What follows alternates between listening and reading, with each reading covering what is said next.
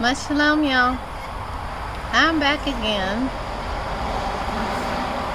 I'm sorry, my rooster is just looking crazy. Okay, so it is day 3 of consecration and fasting. So anyone who didn't see the last video, I'm doing a 40-day consecration and intermingled with fasting. So nevertheless, it's day 3, and yeah, it's so good. I have to give him glory because day 1, he brought to my remembrance a issue that I have not dealt with. And again, for those who didn't see the first video, this is not just a time to get closer to him, but it's also a time to dive in and see what else needs to be done before the coming of the Messiah. What more work do you need to do in me in order for me to be blameless and presented whole and complete, right? So that I may be accepted into the kingdom. So I was like, oh, I gotta deal with strongholds. I gotta find out what strongholds I may have. And immediately on the first day, on Day of Atonement, which was Friday evening to Saturday evening, it was Saturday, I went and I hung out with some fellow believers, and we had a good time. We danced, we sang, and hearing the testimony of one of them had me have like an epiphany moment. It was like the Most High just was like, yeah, you remember me telling you about that a few years ago? And honestly, I had forgotten about it.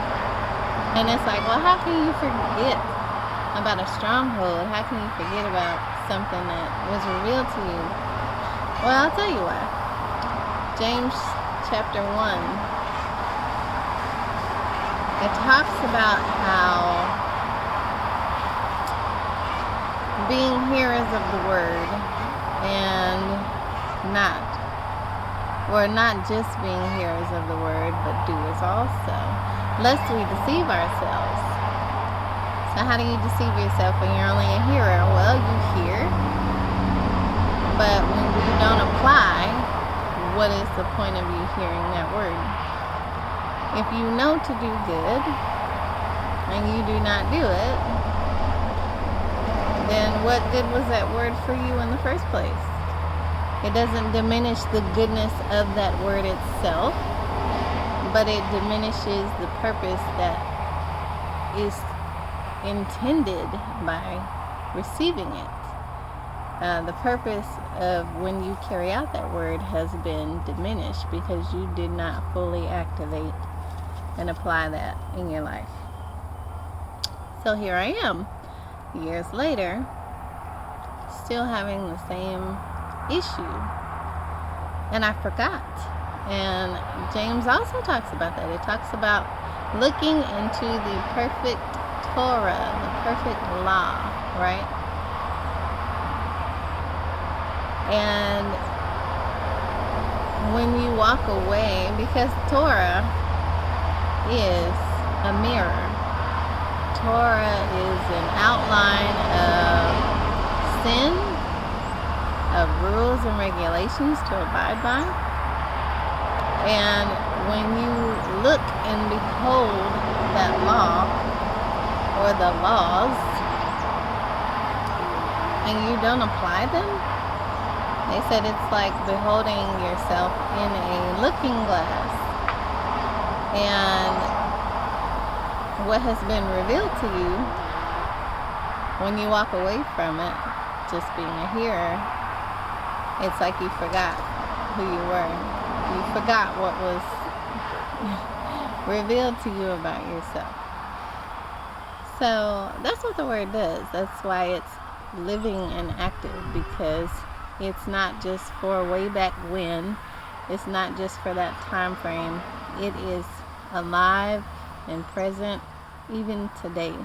And it applies everywhere, in every time area, in every way.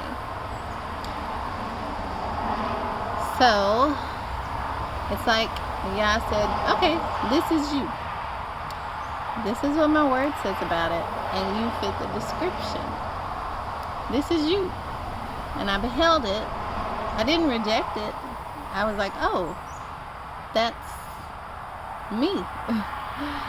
What my problem became was, it was revealed to me, the issue, and I worked on it some, but I did not complete the mission, which is to rid myself of that stronghold, because at some point I allowed myself to give up. And I don't even know if I realized that, but I definitely can see it now if I didn't realize it in the moment. And so here we are, years later, and I'm like, okay, show me what you have for me to know about myself. And it's like, he's like, oh yeah, by the way, you didn't deal with this here, and you need to deal with it. And it's funny because I talk about my daughter a lot. I tell her all the time, anytime she's struggling with a problem with school, sometimes she'll skip over and try to move forward. And I say, well, what makes you think that you can level up? Go to the next thing. You haven't dealt with the current issue that you don't understand. And the fruit that keeps on giving in my life is me asking my Father, show me our relationship through my children. And He has done that, is doing that, and will continue to do that. And I'm so grateful, because He didn't have to show me anything. He could turn me over to a reprobate mind. I could be worthless. I could be a vessel that is not useful. I could be so many things where I am rejected. But yet and still, He's like, no, you messed up, but I'm trying to give you another chance. I need you to get this right, because I'm coming. I'm on my way. And I want to present you blameless. I want to have you right. He doesn't desire for any man to die. That has never been the intention behind His judgment. He does not want us to perish. But hey, He's not to be made a mockery of either. He's going to deal with whoever He needs to deal with, and He's going to handle what He needs to handle. But make no mistake, Yah didn't create us